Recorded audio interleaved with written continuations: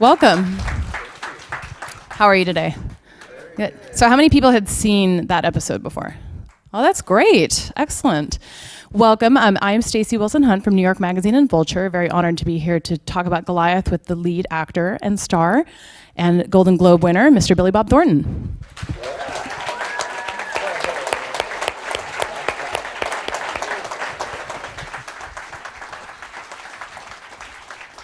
Alrighty. Hi again. This feels very familiar. Hey, I know, right? We were just here a few days ago. Yeah, who was here last time? On Saturday. Wow. You ready for the most boring 45 minutes of your life? No, it's going to be totally fresh and new and completely reinvented. So before we get into specifics about the show, I was reviewing some of the feedback you've gotten about this role. And I have to say it's been probably some of the best reviews of your career.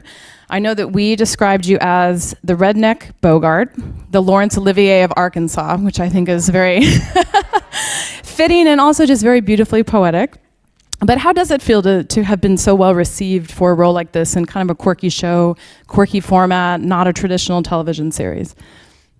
Well, it was great. I mean, it's always good, you know. You have to keep doing things that you haven't done before, or at least if they are similar, there are things that are different about it, you know. And the role is not a whole heck of a lot different than I am in regular life.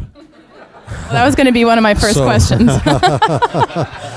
So, yeah, it wasn't... So it's a good fit then. Yeah, absolutely. I mean, there's a danger in saying that, because when you say that a role is close to you, then people think, well, it wasn't hard then, was it? You know?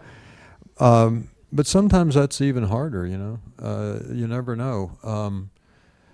I felt like whatever the scene was at the time in this one, I actually felt that way in the moment. So I never felt like I was outside reality in it, you know, a few times maybe, but not very often. And so where does the crossover end between you and your character in this show? In what ways is he different from you? I'm not a lawyer. I mean, that's about it. You don't live in a motel? I have. No, I know, but not currently. There are times when I wished I lived in a motel. I don't know. I think it's pretty much anything that I've ever done, I've played myself.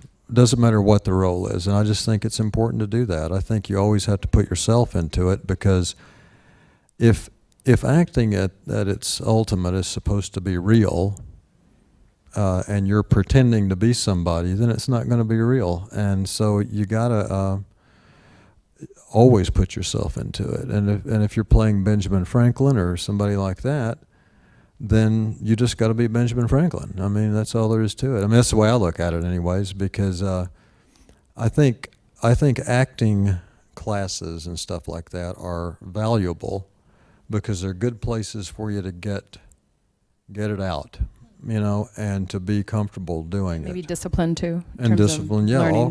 There are all kinds of great things about acting classes.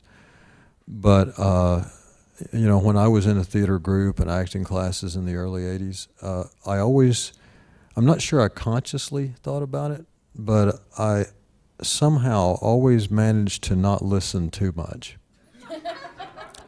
Because you can, if you already have a natural style as an actor, then if they start making you punch at the wall and all that kind of stuff, it can, you know, mess you up. And I've never seen an acting teacher make a bad actor great. I have, however, seen them make great actors a little worse. And I don't mean, that's no knock on acting teachers. I mean, they're very valuable people, and I owe a lot to my old teacher, John Whitlock. But you can't let go of yourself, is what I feel, and no matter who you're playing. That's excellent advice. And for probably most artistic pursuits, if you're trying so hard to fit into maybe a rubric of something that you think is, you know, the formal way of doing something, it's probably, you know, not a great idea. Well, I mean, if you look at a part that you get as a mountain you got to climb, it's like you're here and the part's over there, and I'm going to go do that. and then you start talking about it like, who is Joe Johnson? Joe's an interesting guy. Well, if you're talking about the character like it's somebody else, then, I think that's when you get into imitating people, and there's a place for imitating, people if you're an impersonator. But if you're not, it's better to not do that, I believe. And that's why it's so tricky to play real life people, because the line between being yourself and also the mimicry and staying true to who that person was is probably very difficult. And you've played a few real life people. Yes, I played a couple. I've played people that were based on people, but I didn't have to imitate them. And like in Primary Colors, everybody knew that was supposed to be James Carville, but I didn't really play Carville. It was a Carville-like character, and then and Davy Crockett. I mean, who the hell knows what Davy Crockett was like, I was just watching that movie this morning, and I have no idea if you were accurately depicting him or not, because we don't know what he was like. Yeah, well, you don't know what he was like. You just have to, follow what you believe he was like, and like I said, if I were, trapped in the Alamo with 5,000 soldiers about to kill you, how would I be? And Right. That's how I did it. It's interesting when I think about Goliath, it's sort of a great metaphor for you breaking into Hollywood. It's sort of like this underdog guy up against these behemoth entities and powerful people. What about that particular story spoke to you in terms of wanting to tell it? Well, I think people by nature like David and Goliath stories. I think we've always liked to see the guy who's got some flaws and maybe who's kind of down on his luck, who's seeking redemption. And also, we all want to beat the system. And most of us, I think, have a sense of justice that's not exactly what's in the book. I know plenty of lawyers who say, yeah, this is kind of how we do it, and this is what it says, and it's important. You got to have rules. Otherwise it'd be like the Old West. But at the same time, it's like I used to say to my grandmother when I was a kid. I was told, because I had, not a kid, but a teenager, I used to say, how come it is that everybody says I'm going to hell because I got long hair? Because I had hair down to my waist when I was a teenager. And I said, how come I'm going to hell, and yet the dude on the wall there that has got long hair and Jesus on the wall. Yeah, right. Okay. Yeah, and she would say, well, back then they didn't have the means to cut their hair and all that, whatever. And I was like, yeah, okay, well, but if going to hell, I'd find a rock or something and get it off, They can make sharp instruments. Right. Yeah. But the thing that always got me was the guy who, if they say you're going to hell, right? And I'm sorry, I'm getting off on this because I don't really pay much attention to it. This is totally new from what we talked about the other day. This is great. But if the guy if I'm going to hell for having long hair, and then there's another cat who killed a couple of guys, and he's going to the same place I'm going, that doesn't seem fair to me. Those infractions seem to be quite different Right. from each other. Yeah. So the character in this show he's that kind of guy. He's like, he doesn't believe in all that stuff. I know that's the rule, but I'm not sure it's real. So how do you go by the rules and yet still win for someone you believe in? That's kind of what it's about. Yeah. And what distinct personal touches have you brought to him? For example, I was rewatching the pilot, and your character says that you played baseball, and I was wondering if that was something you threw in because you yourself played baseball. Yeah, it was, and also the writers knew that I'd played baseball, so they put a little of it in there, and then I threw the Hoosiers stuff in there because I was wondering about the Hoosiers. Yeah, because I love that movie, and it's true. All that dialogue was just improvised about how I've seen Hoosiers like 300 times, and I always I'm afraid they're going to lose, but stuff like that, smoking. I threw that in there. You do it very convincingly. Well, Yeah. thank you. And when you look at a role like this, which isn't entirely dramatic and entirely comedic, do you have a sense of okay, I'm going to be funny now, or I'm going to say this line with a wink, or, you know, what is the internal mechanism that's changing as those moments ebb and flow? Because it's interesting. David E. Kelley comes from a network writing background. He did Ally McBeal and Boston Legal, these shows that actually sort of were great amalgams of drama and comedy, and I see that a lot in the show. Mm-hmm. And I'm, you know, from a writing perspective, I have a feeling he's not, you know, saying, okay, now this is the funny part. Right. But from an actor's perspective, when you're reading the script, are you like, okay, here's the comic relief at the end of Act 1, you know, how aware are you of those moments? I try to not be aware of them at all. And I've always tried that. It's like when I write a screenplay, I try to not put too much in the description, you know, of what's happening, and the set directions and the stage directions and all that kind of thing. Because, and I know actors will appreciate this, I try not to describe people, you know, like if there's a part for like 2 scenes or something like that, it says, in the script it says, this 6'7", you know, guy with a shaved head and a eye patch or whatever is the bartender, you know. And I know this because I used to go up for these parts all the time. I remember combing through drama log, and it's like, you know, I'd try to find something that was kind of like me. But in writing a screenplay, I started thinking, that's not fair to actors, you know, really, because I think you just ought to see everybody for a part that's 2 scenes. Yeah.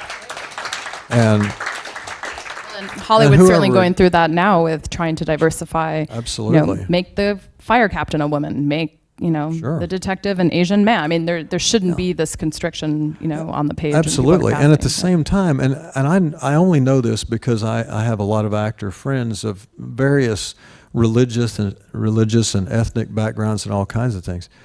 And I believe they're not saying put one person of each thing in each role, because then all of a sudden you got something that looks unrealistic. But you do something that fits, you know.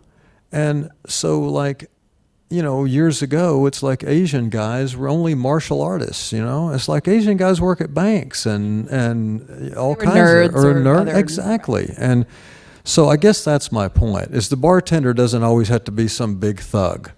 You know, it could be a girl, it could be a guy, it could be a skinny someone who went dude to Northwestern, like the women. Yeah, like this one, yeah, exactly, yeah. That was one of my favorite parts. Yeah, we threw that in there too. That was great. I mean, you can apply that to acting, you can apply it to any profession where you've been overly educated. Yeah. Yeah, absolutely. And so I don't know what your question was. I can't remember. Oh, I actually can't remember either, but I think we answered it, and it's good. Stream of the more tangents here. we go on, the better, in my opinion. Okay. So. What would you say were the biggest adjustments you made during the show as you sort of gained momentum and you started to learn a bit more about who this character was and who the other characters are? Did you make any adjustments along the way that maybe that isn't in the framework of the pilot? You know, maybe by episode 5 and 6, did you think like, oh, okay, this is actually makes more sense? Or even just changes you made to the story?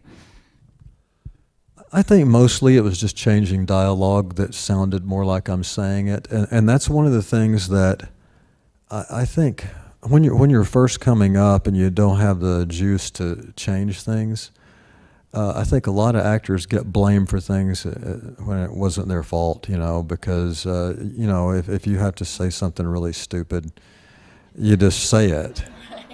And then later on, you just tell the director, I'm not saying that, you know. So I think that's one of the traps we fall into, you know. And I years ago, I worked for this old director who'd come out of retirement. He was like a famous old director, you know, and he directed a lot of big movies, even directed Brando. And I had, it was actually the set where I came up with the character for Sling Blade, and which is an odd story, but we were shooting out in Riverside, and I was wearing a wool suit in the summer. It wasn't fun, and they'd cut my hair real weird and kind of peeled. It was in the 1920s, right?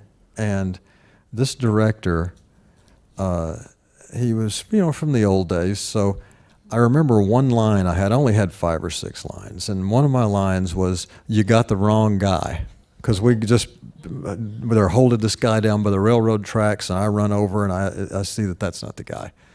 "You got the wrong guy." Okay. Well, I just said that's not him, it's the wrong guy, you know. And he said, no, cut, you know. And he said, I'll hold this thing a little further away. He goes, you come over, you're excited, you've got the wrong guy, you know, like that, you know.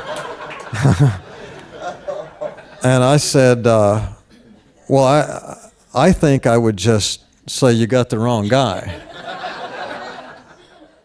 So we did it again. Well, about, 14 takes later of me insisting on saying you got the wrong guy and him insisting that I say you got the wrong guy, you know. I finally said, look, I just want to do this naturally, you know, and everything. Who's the director and all this stuff? And I said, oh, excuse me, I meant to tell you one more thing before we go any further. And I pointed down the railroad tracks and I said, this is 1920s, right? And he said, of course it is. You know, you didn't read the script or whatever he said. It's kind of mean to me.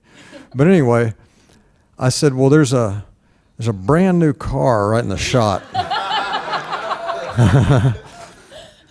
And that kind of got him off of the line, you know. But one way or the other, I just think it's something that if you can, as an actor, always ask them at least if you can put language in that comes out of you naturally, because that alone makes you a better actor because you're making the writing fit you. And also, if you know. the way that he was telling you to act that scene, all you were doing was amplifying bad writing.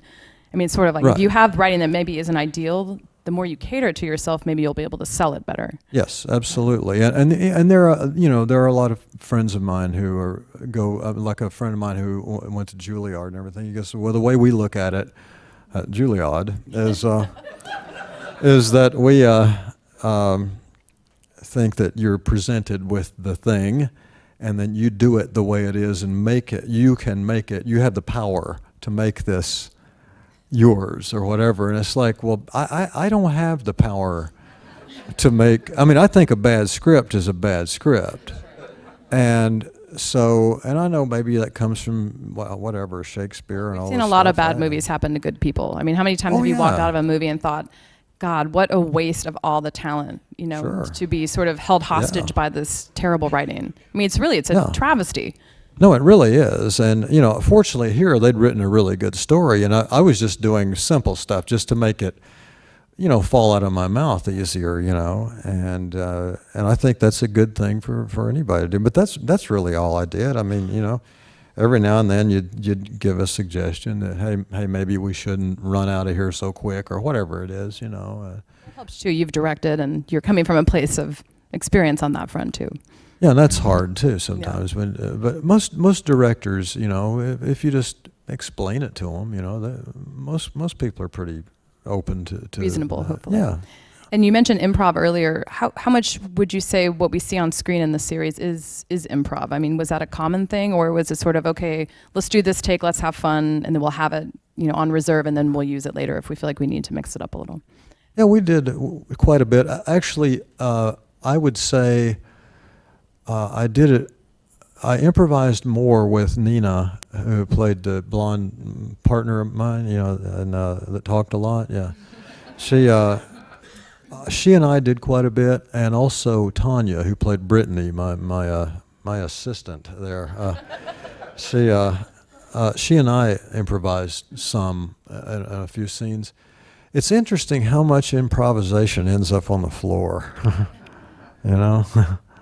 But They sort of give you the some moment and they trick you into thinking, oh yeah, this is great, definitely. Oh, And yeah. So nowhere to be found in the final cut. Yeah, so I've started trying to do that in the beginning and the middle and the end, and they can't do Sneak anything some about in it. when they- Yeah. It's, that whole well, okay, well, we'll give you one your way, but then do one my way. What all that means is their way is going to be in there. Yeah, that's really what that means. And speaking of your co-stars, it's an incredible ensemble. And I was wondering how much input you had in casting, and were you actually involved in that process at all? I didn't really know any of the people that I worked with. Like William Hurt and I, you'd think we would have known each other, but I know. I was trying to see if you had worked together before. Never had. Wow. No, I never met the guy before until then. And he's a terrific talent. And I didn't know any of them except Dwight Yoakam, who's in there later on. He's not in the pilot. Well, I was going to ask, what was it like to reunite with him in very different context, different project? Yeah, well, I mean, he's like one of my best buddies, so we see each other all the time. It was just kind of, he comes to work and we kind of laugh that we're just hanging out together. But it was great to see him play a part like that because he plays a corporate executive, And Always scary, though, no matter what. Yeah, Dwight's always got a little edge to him, Yeah, it's pretty interesting. Menacing is the word I would use. So we actually have a bunch of really good audience questions, so I wanted to make sure to dive into those.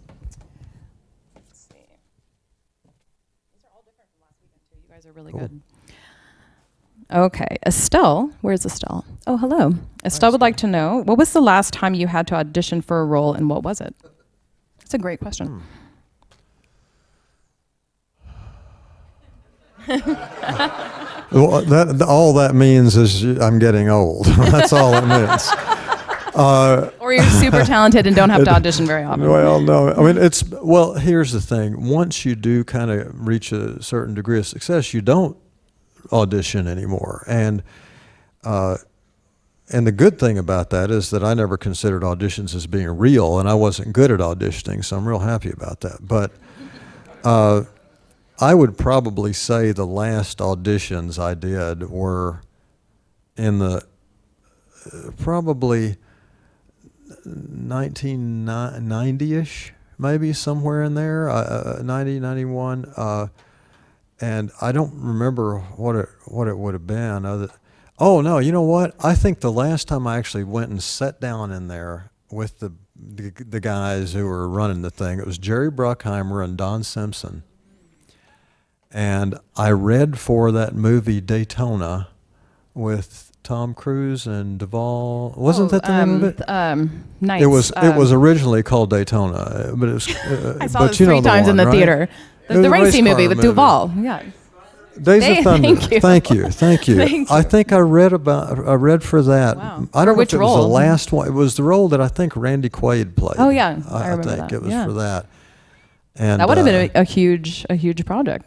Oh yeah, that was a huge movie. I wanted to do that, and then I told a story about J.T. Walsh. When I read for the other movie that time before. But and then since I was able to kind of pick and choose, there are only 2 movies that I wanted that I didn't get that I kind of lobbied for. Didn't have to read for them, but I did have the agents and all that kind of really lean on them, and I really wanted them. And I didn't get him. And Dennis Quaid and I are real close. He's probably my only real actor buddy that I see on a regular basis. And right after the Alamo, Dennis, I was lobbying for this movie, right? And Dennis and I were in New York doing press for the Alamo, and we were on a rooftop having photos done by some photographer. And Dennis was all ripped, and I said, "What have you been doing, man?" And I mean, he always kind of is, but he was super ripped, right? And me, I just, I look like Homer Simpson's boss, and I'm like, and so he said, I had to get in shape because I got to go to Namibia, and I'd been over to Namibia before in Africa there, just down the southern part of Africa, and said, I'm doing a movie over there. I'm flying out here in a few days and everything. I said, what are you doing? And he said, Fly to the Phoenix. And that was the movie. I said, you ass, But I wanted that movie because I loved the one with Jimmy Stewart, and I wanted to play the Jimmy Stewart part of that pilot and everything like that. And I don't think the movie worked out too well, so it was all right. But and the other one was a movie called Mystic. It was Jim Carrey. No, not Mystic Pizza. It was the Majestic. Oh, the Majestic. Right. Thank you. Thank God you guys are here. The Majestic and Jim Carrey. I really wanted that part too. Frank Darabont, I think. Yeah, it was a good movie. Yeah. Well, that's not too bad out of numerous years of doing this to lose out only on a couple things you wanted. Yeah, well, the ones, I don't want some of those bigger ones. Well, I have a feeling the reason you probably didn't have to audition is that after we became aware of you, people started to write a Billy Bob type in their scripts, and there really is no one else like you, so therefore you had no competition. Well, I have seen that before. They wanted my type, and I'm like, oh, God bless them. You're an Poor archetype, thing. by the way. You are an archetype. So Rosemary, where's Rosemary? There she is. Hello. She would like to know, how did you prepare and do research for the role in Goliath? Did you actually bone up on your legal know-how? I played I had sort of a big cameo in a movie called The Judge with Robert Downey and Great. Duvall. And, well, thank you. And there was a very good lawyer, a woman who, Pamela Wexler, she was the technical advisor on that movie. And she'd been a homicide prosecutor in Boston and was the assistant attorney general for Massachusetts or whatever. So she knew her stuff. And I actually did a lot of research with her at that time. And when I was doing The Judge, I actually told her, I said, I've always wanted to play a lawyer in a movie or whatever, on a long-term basis, not where I'm just coming in for a few scenes. And she said, well, maybe you'll get the chance. And I was offered that not too long after this Goliath. And I questioned her a lot. And the good thing is that Jonathan Shapiro, who's the co-creator and co-writer of this, is a lawyer also and did a lot of corporate law and stuff like that, So anything we needed, we could ask him because he was on the set all the time, and he was very helpful. And David E. Kelly was a lawyer too, right? And David Kelly was a lawyer too, and so he was there for anything, because I think one of the most important things, is when you're doing stuff that has a lot of technical dialogue that you're not real familiar with the world, you really have to learn what all of it means. Because if you're just listing off stuff, if you just memorize it, people aren't stupid. They know that. And I remember doing that for Armageddon when I was, working, as a head guy at NASA. I talked to all these NASA guys, and I would say, what exactly does that mean? And why would you say that right there to this guy? And then, to this day, I can still do Delta 2376, turn left heading 030. You're clear for ILS approach on runway 4 right. Call a tower 1183. Because that was a movie called Pushing 10 where I played an air traffic controller. That was a great movie. I love that movie. And so you learn that stuff, and it's like being in a fraternity after you learn that stuff. It's like you still remember the Greek alphabet. Absolutely. Jeff would like to know, I'll try to play down the spoilerness of this question, but the morgue scene, I won't say why you're in the morgue, just in case you guys haven't seen it, was very real and very moving. How did you prepare for that particular moment? And he also wanted to say, P.S. I worked on A Simple Plan and The Gift. Oh, nice. Where are you, sir? There you Oh, there you are. Nice. Hey, What'd you do on those How's movies? it going? I was Bill Paxton's stand. You sure were. Oh, wow. And I played I wasn't there on The Gift. I just wrote it. I played Keanu Reeves' brother. Oh, wow. Oh, that's right. You sure did. Wow. Good But to, I good to have remember you here. you from, yeah, right. And that movie was loosely based on my mom. The Gift. Yeah, Sam Kate Raimi, right? Blanchett. Yeah, Yeah. Sam Raimi directed it, movie. and he also directed Simple Plan. But I remember you being Paxton's stand-in. Yeah, I can still see you in the clothing. Yeah, and that That one shirt Carhartt sort of looks jacket, like you're ready. Yeah. That Carhartt jacket. I remember seeing. Well, it was cold, wasn't it? Good grief. But Oh, so the morgue scene, so yeah, morgue scene. which was very intense. That morgue scene was all improvised, and I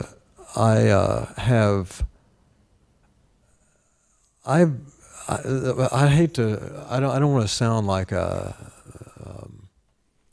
don't know how to put it.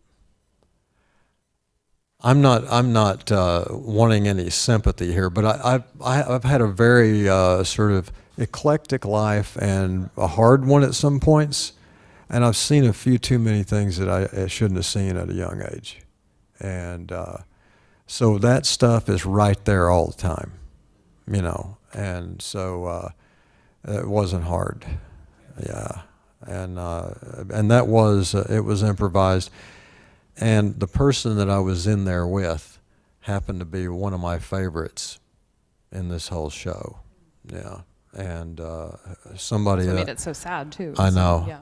I love this person as an actor and a person, and so sometimes once you forget everybody's there, you know, that's why I never quite understood people being in your eye line bothering you, because if you're really in a scene, you don't know that somebody's in your eye line, and there wasn't anybody even in my, you know, consciousness line that day.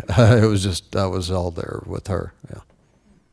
That's great. Brandon would like to know, what advice do you have for young actors creating and producing their own content to get exposure as performers? And P.S., I think your powdered donuts and rum story every time things get rough. Thank you, brother. Yeah. And where are you? Oh, cool, man. You know, I think it's absolutely the right thing to do. And I mean, some people know this story because I've told it before publicly, but the person who really made me do this, and I already was doing it and wanted to do it, but the person who said, here's what you got to do to me, it was Billy Wilder. And I was working as a waiter, and I didn't know anything about being a waiter, really. I was hired. Even after working at Shakey's Pizza, you didn't know how to be a waiter? we didn't have waiters at Shakey's, but I was at a party, you know, passing out hors d'oeuvres and stuff, and this little German guy starts talking to me, and I didn't know who he was. You know, I knew who Billy Wilder was, but I didn't put it together. You know, and there were all these older Hollywood people there, and he was there, and Debbie Reynolds, and Sammy Cahn, the old songwriter, you know, people like that. I was kind of nervous, and Dan Aykroyd was there, and years later I told him that I'd waited on him, and he said, no way. I said, yeah, oh, yeah. And so anyway, but Billy Wilder told me, he said, look, he goes, you want to be an actor, huh? And I didn't tell him that. I thought he had ESP or something, you know. I wasn't clued into the fact that all actors are waiters yet, you know. And all waiters are actors. Exactly. And so he just said, forget it. And I go, well, thanks, you know. And he said, you're not. He said, you're too ugly to be a leading man, and you're not ugly enough to be a character actor. I mean, he actually said that to me. He was laughing when he said it, but he was still telling the truth. And I said, wow, that's sobering. And he said, no, I'm giving you a compliment. He said, you're not some pretty boy, but you're also not, you know, some guy that could be in One Flew Over the Cuckoo's Nest. And so he said, can you write? And I said, well, as a matter of fact, I do write, you know. He said, well, if you can, do it, because writing they need. Actors they got plenty of. And which is a sad thing. I mean, it scared the hell out of me. I mean, but then at the same time, that's when I started doing a one-man show. I started writing all these characters and doing a one-man show, and I would do it at the theater group I belonged to, the West Coast Ensemble. And I also started dating a girl that managed the theater up in Hollywood, up in West Hollywood there. And she kind of gave me a cut rate on renting the theater. And so I started doing it up there too, at the Tiffany Theater, and then they ultimately made the Actors Studio over there. But I started doing that afterward, and I really went for it 100%. And the character from Sling Blade was actually in that one-man show, and that's how all that came about. And I think every actor ought to write, and I think you ought to always try to create something different, and not just, it's like every time there's a part open, everybody shows up for it, you know, and it's so hard. But they always used to tell you that thing about only 5% of the Screen Actors Guild makes a living, and I used to think, well, what does that mean? Go home? I mean, I don't care what the percentage is. I'll become part of the 5%. And you got to have that attitude. I think confidence and perseverance are more important than almost anything else. Yeah.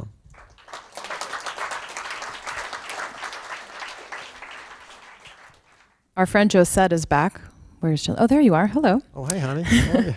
She would like to know, what would be your dream role, and what would you personally do to bring it? And she says, you're awesome. God bless you. Oh, thanks, honey.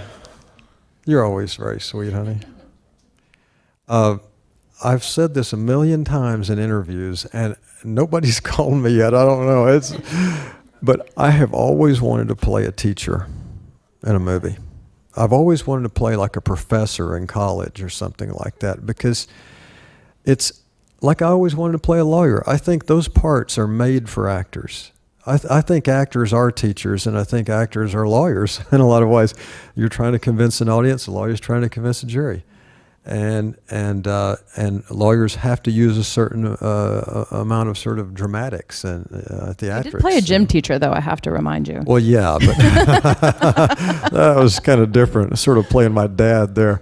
My dad was a coach, but yeah, I would like to do a serious movie about school. You know, preferably college. You know, which I didn't do very well in, by the way, But I had a year and a half of a lot of drinking and pool playing and stuff like that. But one way or the other, I think that's a role that I'd really like to take on someday. Kind of like a Dead Poet Society in college type thing. Yeah, okay. Yeah, that kind of role. I've always wanted to do it. So maybe one of these days I'll get the chance. I have a feeling you will. That'll be Please. A contest to see who writes the best script. Absolutely. And finally, from Heidi Marie, could not skip this one. She says, I'm a fellow Arkansan. Am I saying that correctly? Okay, she's in the back. Hello. Thank goodness. This is a big question to end with because we talked a lot about it on Saturday. But she says, how did you transition from your small town roots into the LA scene? And how have those roots influenced your work and the stories you want to tell? In the 2-minute version of that answer. Oh, okay. 2 minutes? Oh, we can go a few more minutes. It'd be impossible. Yeah. Where are you, Heidi? In the back. Oh, hey, huh? Hi. Well, you know, I didn't grow up like Martin Scorsese in New York and like being obsessed with movies and knowing all about them and being a geek about it and everything like he did. You know, like, that guy knows everything, and he gets so excited when he talks about movies. And I grew up in a little town down there where we had one theater, and we saw movies like, you know, the Computer Wore Tennis Shoes and stuff like that. Whatever happened, you know, happened to come, you know, Ghost and Mr. Chicken and, you know, things like that. One of my favorites. And so I didn't have a head start as an actor, you know. It came to me later on. So I came to California with my friend Tom Epperson, who wanted to come out here and be a screenwriter. And I just kind of tagged along, to tell you the truth. And I worked at a sawmill and a machine shop and a screen door factory and hauled hay. And then I was working for the Arkansas Highway Department when I left to come out here, shoveling asphalt. And so I think people will always say, what made you stick with it? And honestly, for me, it was a couple of things. One was ignorance, because I didn't know any better. I always thought the next day is the day. And I think one thing that the current, you know, I'm not one of these guys who's the old guy saying, you know, down with the internet and all that stuff. I don't care. But I think one thing it's done is it's given us so much information, and everything is so right in front of you that there's not as much mystery anymore. And I think you need mystery, not just in artistic endeavors, but I think you need mystery in your life, because if you got mystery ahead of you, it makes you dream. And if people aren't telling you constantly how impossible things are, and also talking bad about everybody constantly, it actually is chasing artists back inward, because the more you get talked about, the less you want to put your neck out, you know? And when I came out here, I had the whole world ahead of me, even though I was broke. and had nothing and didn't know what I was going to do, I had this sort of hope, and there was nobody to tell me that I shouldn't have it. So that's what drove me. And also, what was I going to go back to? I had nothing to go back to unless I wanted to shovel asphalt some more, which I didn't want to do. And so really, I always thought tomorrow it's going to happen. Every day I thought tomorrow's a day. I thought it for years and years and years, but I still thought it. And so I think if you can get that attitude, don't think of things as being far in the future. You know, think tomorrow's going to be okay every day, you know. And I know you're supposed to live in the moment, but sometimes the moment's really shitty. I think it's okay to think about tomorrow. And that's what I did. And I just assumed everything was going to be okay. And it's like when you're writing or when you're acting, have complete confidence in yourself. I mean, if you know you're good or think you're good or whatever it is, just do it. And don't start trying to please anybody else.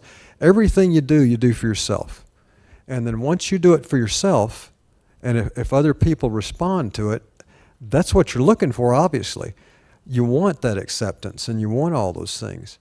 But you got to do it to satisfy yourself, because it's going to be your best self you're showing people. That's my opinion. So. What a wonderful way to end. Thank you so much. Thank you guys for coming. So good to see you. Thank you for coming back. Thank you. Thank you guys for coming out. Have a great weekend.